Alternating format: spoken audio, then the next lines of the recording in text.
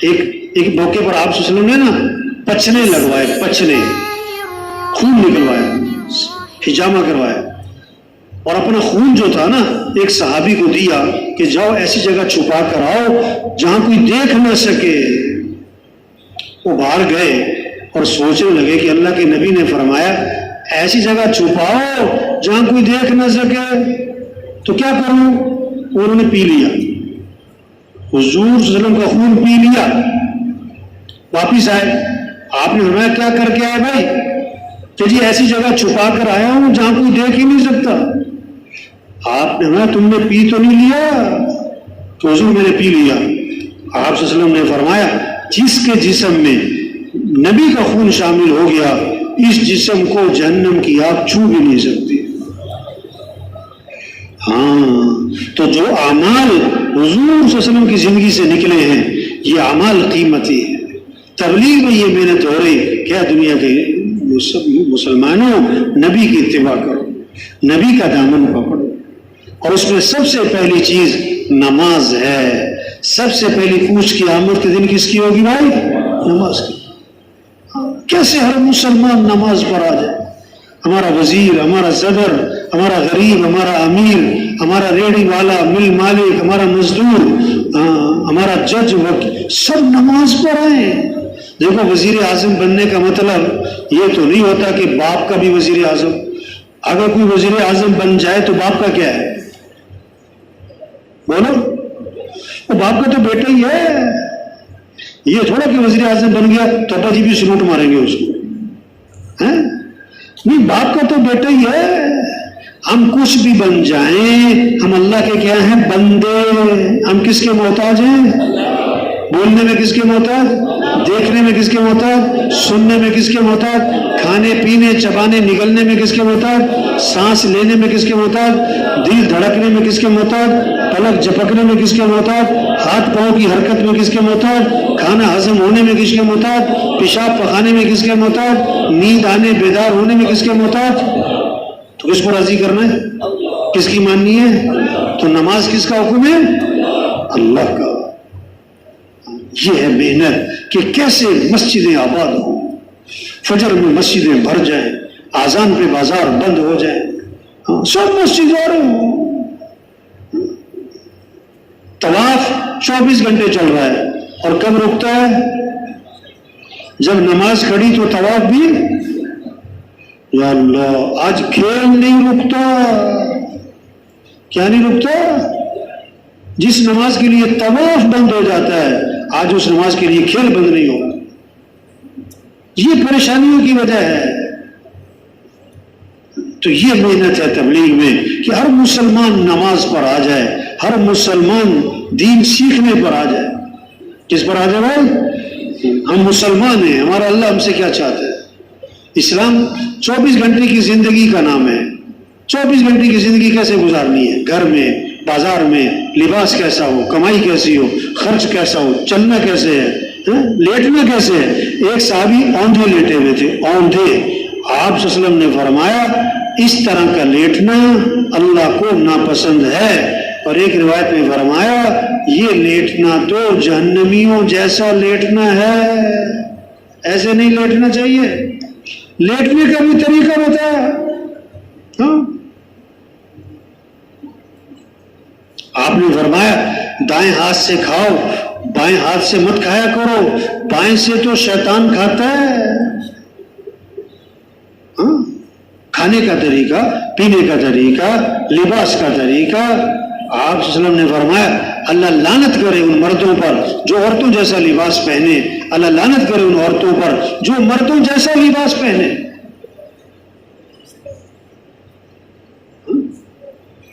تبلیغ میں محنت ہو رہی، مسلمانوں میں دین کے سیکھنے کا شوق ہے۔ گھروں میں تعلیم ہو، مسجدوں میں تعلیم ہو، جو اللہ رسول نے فرمایا اس کو سنو۔ اللہ نے کیا فرمایا، حضرت محمد صلی اللہ علیہ وسلم نے کیا فرمایا۔ گھروں میں تعلیم، مسجدوں میں تعلیم، ہر مسلمان تعلیم میں بیٹھے سنیں ہم،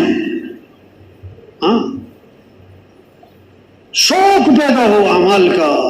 اعمال کے فضائل کو سنیں گے تو اعمال کا شوق آئے گا نا۔ آپ صلی اللہ علیہ وسلم نے فرمایا جو فجر کی نماز کے بعد 7 مرتبہ پڑھے اللہم اجرنی من النار اللہم اجرنی من النار، اگر مغرب تک موت آ گئی تو اللہ جہنم کی آگ سے بچا لیں گے اس کو۔ واہ واہ، آسان ہو گیا کام۔ مغرب میں پڑھ لیا اور فجر تک موت آ گئی، اللہ جہنم کی آگ سے بچا لیں گے اس کو، شوق پیدا ہو جائے۔ آپ صلی اللہ علیہ وسلم نے فرمایا جو فرض نماز کے بعد آیت الکرسی پڑھے گا، اس کے اور جنت کے درمیان اس کی موت کا فاصلہ ہے، مرتے ہی سیدھا جنت میں جائے گا۔ شوق ہو، نماز کا شوق، قرآن کا شوق، گھر گھر قرآن کی فضا بنے، گھروں میں رحمتیں آئیں گی، گھروں میں برکتیں آئیں گی، گھروں میں خیریں آئیں گی، گھروں میں فرشتے اتریں گے۔ ایک صحابی رضی اللہ عنہ نے رات کو نیت باندھی اور قرآن کی تلاوت شروع کی، قرآن کی تلاوت شروع کی، تو گھوڑا بندھا ہوا تھا، بیٹا سو رہا تھا، تو گھوڑا پدکنے لگا، یہ گھبرا گئے، پھر قرآن پڑھا، پھر پدکا، خاموش ہو جائے تو گھوڑا بھی کھڑا ہو جائے، پھر قرآن پڑھا، پھر پدکا۔ اب یہ ڈر لگا بچے پہ پاؤں نہ آ جائے گھوڑے میں، انہوں نے نماز ختم کر دی، سلام پھیرا تو کیا دیکھا، آسمان پہ ایک نور ہے، نور ہی نور ہے، سفید بادل کی طرح، اور یوں آسمان کی طرف اٹھتا چلا جا رہا ہے، اور دیکھتے دیکھتے آنکھوں سے اوجھل ہو گیا۔ اب یہ حیران کہ یہ کیا چیز ہے بھائی؟ تو صحابہ جو کچھ ہوتا اللہ کے نبی کو جا کے بتاتے تھے، تو آپ کی خدمت میں حاضر ہوئے تو سارا قصہ اللہ کے نبی کو سنایا کہ اس طرح میں تلاوت کر رہا، اس طرح گھوڑا بھدک رہا، سلام پھیرا تو نور سا، بادل سا آسمان کی طرف اٹھتا چلا گیا، یہ کیا تھا؟ آپ صلی اللہ علیہ وسلم نے فرمایا یہ آسمان سے فرشتے اترے تھے تمہارا قرآن سننے کے لیے، اور اگر تم صبح تک پڑھتے رہتے آج ساری دنیا فرشتوں کو دیکھ لیتی۔ قرآن پڑھا جائے گھروں میں، 2 سپارے 3 سپارے، بیٹا بھی، بیٹی بھی، اماں بھی، بہو بھی، ساس، سب قرآن پڑھے بھائی، گھروں میں رحمتیں آئیں، گھروں میں برکتیں آئیں قرآن سے۔ آپ صلی اللہ علیہ وسلم نے فرمایا کہ تم اس بات سے عاجز ہو کہ 1000 آیات پڑھ لیا کرو، قرآن پاک کی 1000 آیات۔ صحابہ نے عرض کیا حضور 1000 آیات کا پڑھنا یہ تو مشکل ہو جائے گا روز۔ آپ نے فرمایا جو سورہ الہاکم التکاثر پڑھے گا اسے 1000 آیات پڑھنے کا ثواب ملے گا۔ ہم کتنوں میں یہ شوق پیدا کر سکتے ہیں، بھائی قرآن پڑھو، بھائی ذکر کرو۔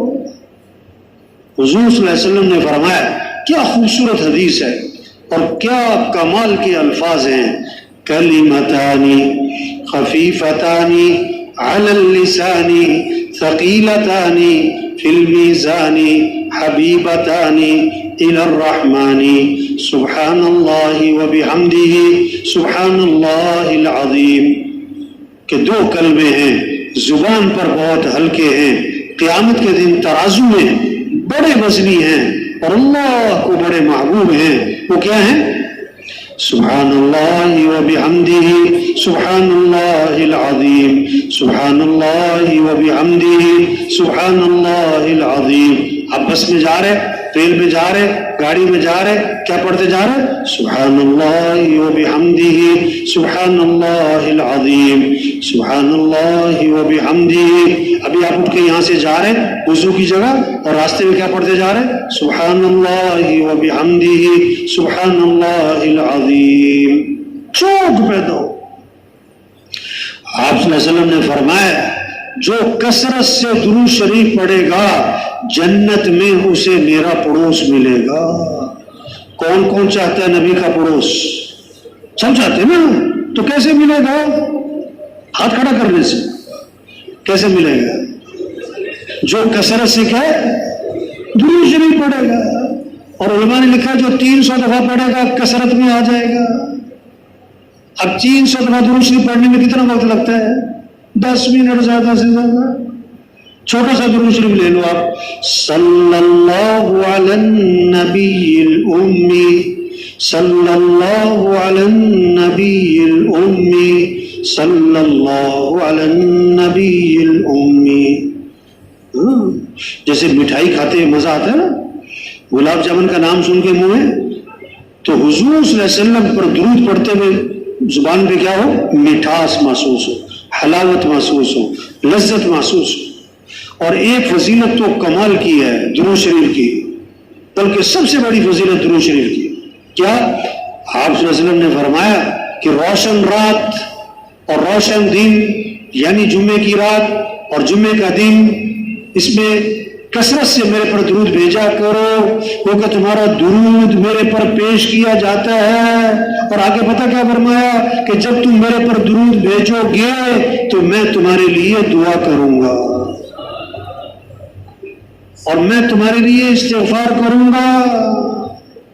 ہاں، حضور صلی اللہ علیہ وسلم کی دعا ملے گی اور حضور ہمارے لیے استغفار کریں گے اگر ہم حضور پر درود بھیجیں۔ تو جس کو نبی کی دعا مل جائے اور نبی جس کے لیے استغفار کر دے، اور کیا چاہیے؟ یہ شوق پیدا کرنا ہے۔ ہاں، آپ صلی اللہ علیہ وسلم نے فرمایا جو کثرت سے استغفار کرے گا اللہ ہر تنگی سے اس کو نکالے گا، پریشانیوں سے بچائے گا، اللہ وہاں سے رزق دے گا جہاں سے وہم و گمان بھی نہیں۔ ہاں، استغفار پر وعدہ کیا۔ ہاں، اب چھوٹا استغفار کیا ہے؟ استغفر اللہ الذی لا الہ الا هو الحی القیوم واتوب الیہ۔